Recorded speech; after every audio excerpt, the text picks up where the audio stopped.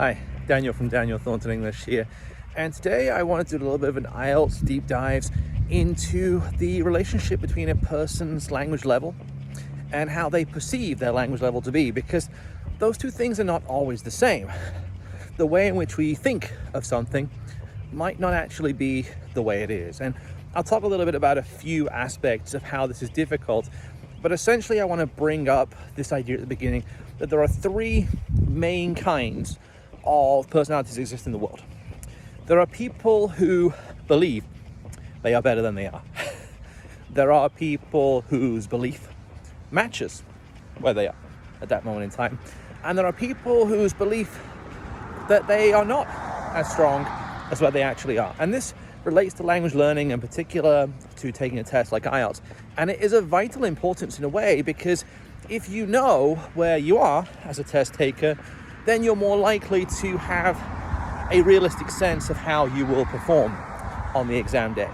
So let's start with the group of people who kind of maybe believe that their language level in English and for IELTS is higher than it really is. And this can happen in a couple of ways. And the first way is that the student, the candidate, the test taker, goes to a teacher or a school or a language academy and asks for a second opinion. And that teacher has maybe some kind of lack of experience in assigning a language level grade. Maybe they see a level of work that is intermediate and they decide in their mind it looks advanced. And so they tell the student, hey, this is an advanced piece of work, and the student leaves with that dopamine hit, but also they leave with this idea of believing that they are now advanced. And so they take that belief with them all the way down the line unless they are corrected. And the correction would probably be painful at that point and would feel like they're going backwards. So that's the first reason why people might believe that they are better than they are. And the second one is because of the design of language schools and academies. And I've worked in some, so I know that the idea when students are placed into a level is the level itself is designed to be an upper target of where they want to be at.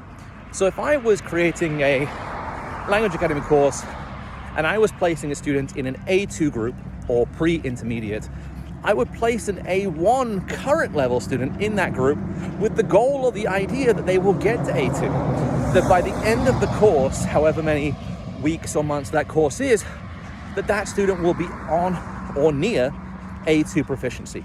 That does not mean when they arrive on that day that they are at that level.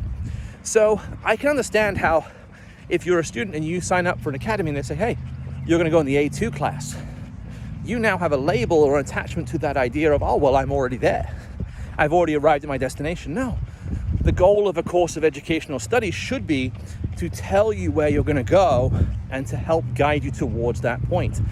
But if the framing of that is not carefully done, if that is not a clear or a clearly designated way of showing how that student is located, then that can cause confusion. So these two reasons kind of play out into why a candidate for IELTS especially may believe that they're at a higher level than they really are. This can cause problems. And the first problem it can cause is when the candidate walks in the room and they believe they're going to get a C1 score and they end up with a B2 score, they end up feeling disappointed or frustrated. And understandably so. I don't blame a test taker for feeling frustrated because they did not get the score they wanted when they believed that they had the chance of getting that score. That's an issue of misunderstanding or not being clear on where the expectations lie. And the second problem is also it's a hit to the ego. It's a hit to the ego to believe that you're capable of something and then not be able to do it. It definitely affects how you as an individual have a sense of self-worth and self-identity. We all have labels we ascribe to ourselves, whether they be through gender or religious belief or whatever it may be. We all identify ourselves in different ways. And so this is one of the most challenging things here to detach from that, is to say, the score I got in the day is the score I got in the day. It does not define who I am as a human being It simply is what it is, even if it's not quite what I thought it was. Then we have the students whose level matches where they are. And this is most commonly aligned with students who take language lessons individually. They are able to get, usually, more realistic feedback on their language level. And by the way, if you'd like a realistic and impartial read on your current language level, do feel free to reach out directly to me at linkedin.com/DanielThorntonEnglish or at email danielthorntonenglish@outlook.com, and I'll be happy to go through that with you. So coming back to that idea of establishing a sense of you are where you think you are, that's great. And this happens a lot in the middle of the language learning journey. So students who are B1, intermediate, or B2, upper intermediate, a lot of times tend to be able to self-diagnose that they are on the journey. They are past the beginnings of language learning, but they are not all the way there with advanced concepts or native, near-native proficiency that comes as C2.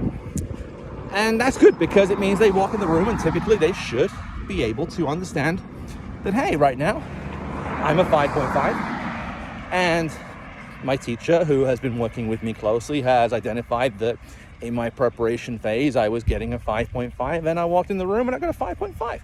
That's great. That's how it should be. It's how it ultimately should be. And the more closely aligned and honest an individual is with their real progression point, the more likely they will be to correctly identify what they will get in the exam room. That's a healthy cycle of managing the expectations, but also if they end up having a good day or a lucky set of questions, they might slightly exceed that. A candidate who is a 5.5 has the opportunity on a good day with the right set of questions to get a 6.0. A 6.0 candidate has the chance on a good day with the right set of questions and the right circumstances to get a 6.5. That does not mean that it's an automatic given. It means there's a chance.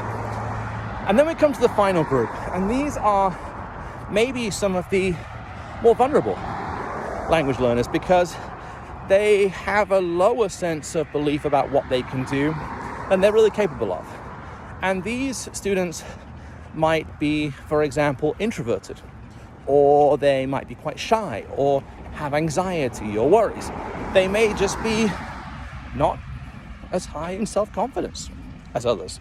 Whatever the reason is, this makes it challenging in a way because they might not believe that they are capable of getting the score that they truly are at. And in terms of projecting that idea, that can matter because they talk about this a lot in sports. In sports, many sports players who go through a hard time, a soccer player who doesn't score a goal in a while, or a tennis player who just suddenly can't serve aces anymore. They face this problem, and a lot of times they go to sports psychologists.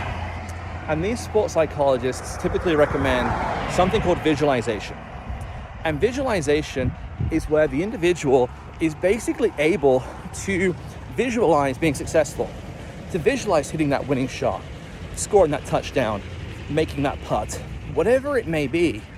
And so a lot of the sports players who suffer with this delicate ego imbalance get that professional help from a sports psychologist. And so because of that, that is where an individual who is taking a language test, who maybe is suffering from a lack of confidence or a lack of self-belief, might benefit not just from a teacher, but from a teacher who's a little bit more like a psychologist, who maybe understands that, hey, yes, you're learning a language. Yes, you are going on this journey of demonstrating language progression through a language test such as IELTS.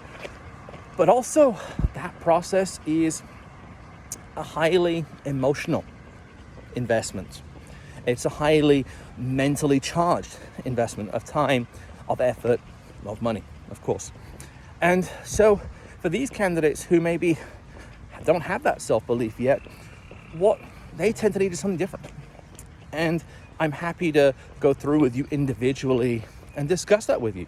If you feel that you are in that position, I welcome an individual, private, confidential discussion on how to get you where you need to be. So to kind of wrap up, we've got these three groups of people. We've got those that have the belief, maybe from their, language academy or school, that they, are better than they really are. The candidates who can accurately self-diagnose and walk in the room and meet their own expectations. And then those, maybe the most emotionally and mentally vulnerable group of all, those who do not realize quite how good they are. So that's a little bit of a deep dive into the three kinds of language test taker profile that we might encounter. I hope you enjoyed this video. Feel free to like, comment, subscribe, all the usual doodads, and I'll see you in the next one.